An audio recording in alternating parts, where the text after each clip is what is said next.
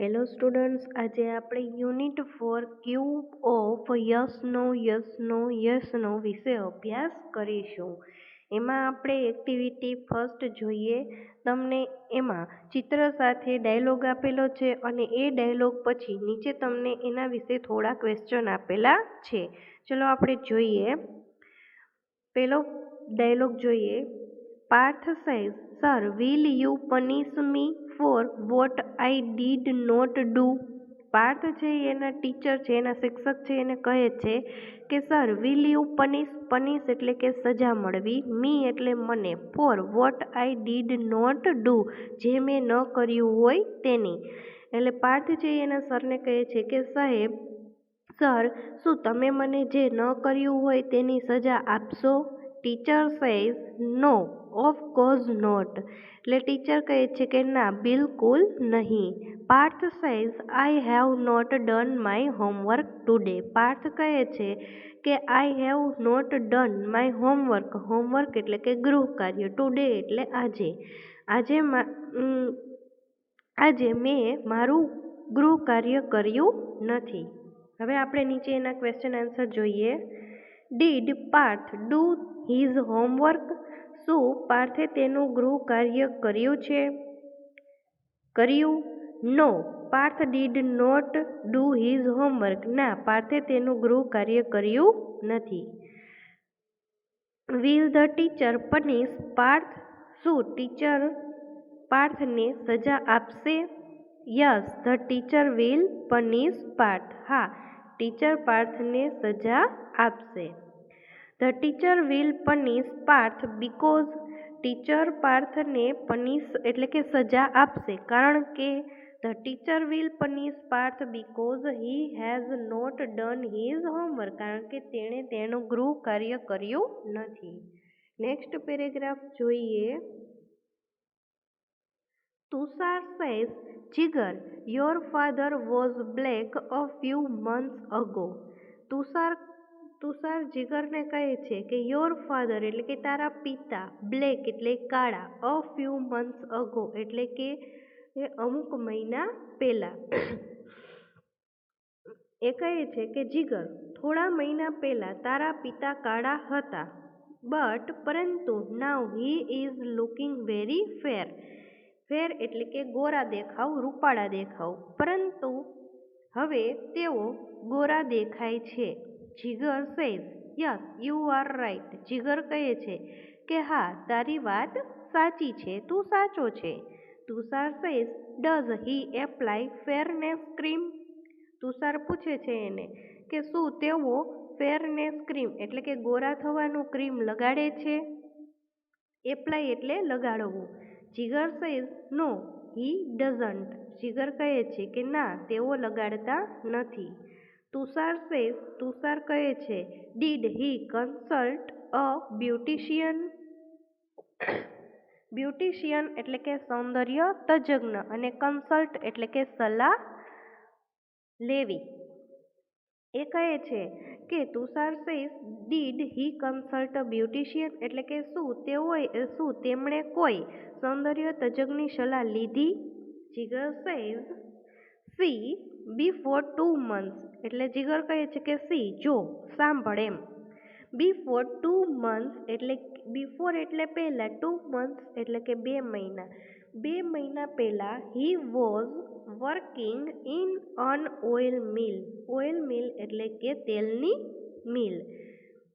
2 મહિના પહેલા તેઓ તેલની મિલમાં કામ કરતા હતા. અને now he is working in a flour mill. અને હવે તેઓ આટાની મિલમાં કામ કરે છે. આટાની મિલ એટલે શું? તો કે જ્યાં આપણે દરણું દળાવવા જઈએ છીએ તે, એટલે કે લોટ જે લોટ બનતો હોય તે મિલ. એટલે કે હવે એ તેમાં કામ કરે છે. નીચે આપણે ક્વેશ્ચન જોઈએ. Did Jigar's father apply a face cream? No, Jigar's father did not apply a face cream. તેના પિતા કોઈ ફેસ ક્રીમ યુઝ કરતા નથી એટલે કે લગાડતા નથી. Did Jigar's father consult a beautician? No, Jigar's father did not consult a beautician, એટલે કે ના, જીગરના પિતાએ સૌંદર્ય તજજ્ઞની સલાહ લીધી નથી. Did Jigar's father work in a coal mine, એટલે કે કોલસાની ખાણ. No, Jigar's father did not work in coal mine, એટલે કે ના, જીગરના પિતા છે એ કોલસાની ખાણમાં કામ કરતા નથી. નેક્સ્ટ એના પછીનો પેરેગ્રાફ આપણે હવે જોઈએ. Teacher says, why are you late today? Teacher ચિંટુને કહે છે કે why are you late today? Late એટલે મોડું. આજે તું મોડો કેમ આવ્યો છે? Chintu says, sir, I got up a bit late today. Got up એટલે ઉઠ્યો, બીટ એટલે થોડુંક. એ ચિંટુ કહે છે કે સર, આજે હું થોડો મોડો ઉઠ્યો. આઈ વોઝ ઇન હરી. હરી એટલે કે ઉતાવળમાં હોવું. હું ઉતાવળમાં હતો. I pressed the toothpaste very hard and the whole paste came out. I pressed, pressed એટલે દબાવવું, ધ ટૂથપેસ્ટ એટલે કે ટૂથપેસ્ટને, વેરી હાર્ડ એટલે કે ખૂબ મહેનતથી, એન્ડ ધ વોલ પેસ્ટ આખી પેસ્ટ, કેમ આઉટ બહાર આવી. મેં ટૂથપેસ્ટને ખૂબ જોરથી દબાવી અને બધું જ પેસ્ટ બહાર આવી ગયું. આઈ tried very hard two put the paste back into the tube. Tried એટલે પ્રયત્ન કર્યો, પુટ એટલે મૂકવાનો, પેસ્ટ બેક એટલે કે પેસ્ટને પાછા જવા દેવા માટે, ઇન્ટુ ધ ટ્યુબ એટલે કે ટ્યુબમાં. મેં પેસ્ટને ટ્યુબમાં પાછી નાખવાનો ખૂબ પ્રયત્ન કર્યો.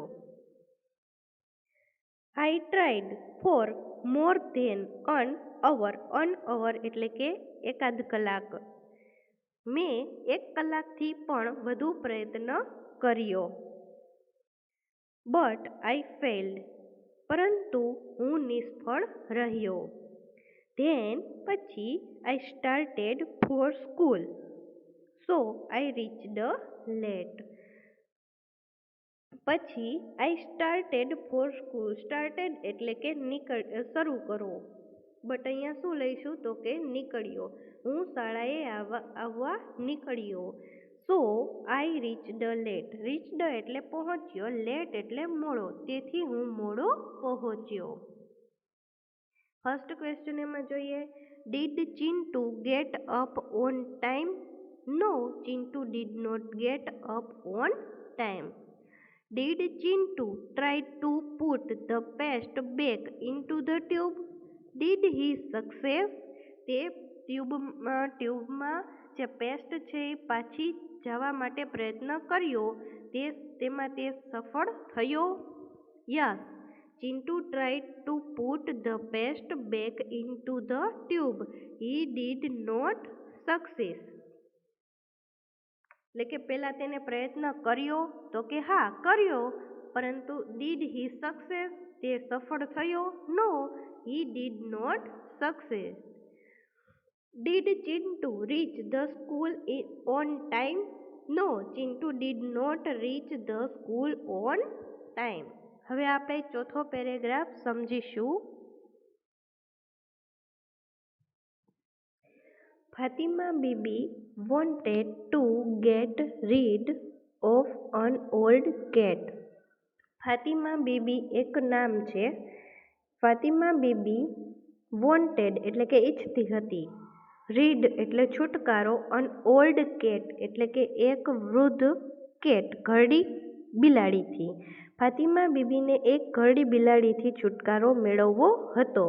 He asked her husband Mullah Nasruddin to take the cat to a nearby forest and leave her there.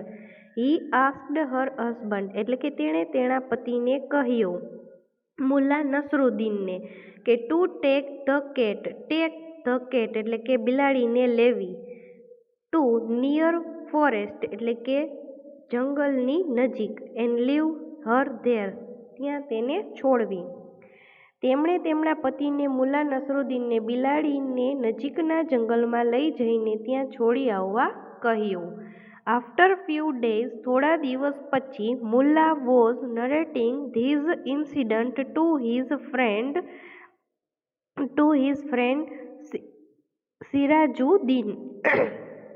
After few days એટલે કે થોડા દિવસ પછી, મુલ્લા વોઝ નરેટિંગ એટલે કે વર્ણન કરવું, ધીઝ ઇન્સિડન્ટ એટલે કે ઘટના વિશે, આ ઘટના વિશે, ટુ હિઝ ફ્રેન્ડ એટલે કે તેના મિત્ર સિરાજુદ્દીનને. થોડા દિવસ પછી મુલ્લા આ ઘટના તેમના મિત્ર સિરાજુદ્દીનને કહી રહ્યા હતા. Mulla says, I put the cat into the basket, walked through unknown street, reached the forest.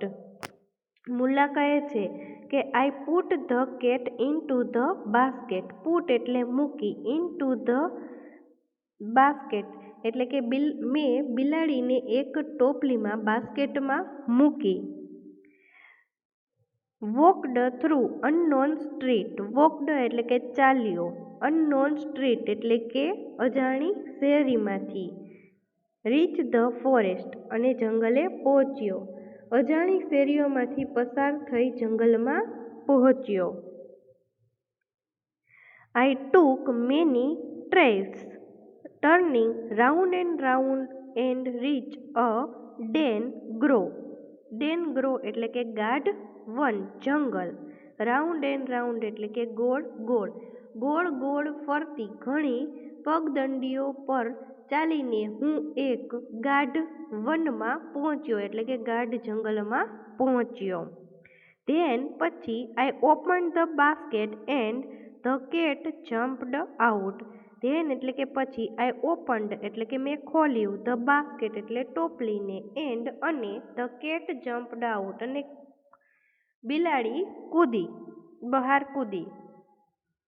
પછી મેં ટોપલી ખોલી અને બિલાડી બહાર કૂદી પડી. Siraj says, so finally you got rid of the cat. તેથી ફાઇનલી યુ ગોટ રીડ એટલે કે છુટકારો મેળવવો, ઓફ ધ કેટ એટલે કે બિલાડીથી. અંતે તમે બિલાડીથી છુટકારો મેળવ્યો. ડીડ ફાતિમા થેન્ક યુ એટલે સિરાજ છે એ પૂછે છે કે શું ફાતિમાએ તમારો આભાર માન્યો? Mulla says, no Fatima thanked the cat એટલે કે છે કે ના ફાતિમાએ બિલાડીનો આભાર માન્યો. સિરાજ સેઝ, વાય સો, શા માટે? Mulla says, I come back home because of the cat. I follow her. જ્યાં તે અજાણી શેરીમાંથી જંગલમાં પહોંચ્યા હતા, પરંતુ તેને પાછા આવવા માટે રસ્તો ખબર ન હતી. તે આ બિલાડીને ખબર હતી, તેથી એ બિલાડીને મૂકવા ગયા હતા, પરંતુ બિલાડી સાથે જ પાછા આવ્યા. શા માટે? તો કે બિલાડીએ આ રસ્તો જોયો હતો. એટલે કે છે કે આઈ કમ બેક હોમ બીકોઝ, હું ઘરે પાછો આવ્યો કારણ કે, ઓફ ધ કેટ એટલે કે બિલાડીના લીધે, હું બિલાડીના લીધે ઘરે પાછો આવ્યો. આઈ ફોલો હર, હું તેને અનુસર્યો એટલે કે હું તેની પાછળ આવ્યો. Did Fatima Bibi like the cat?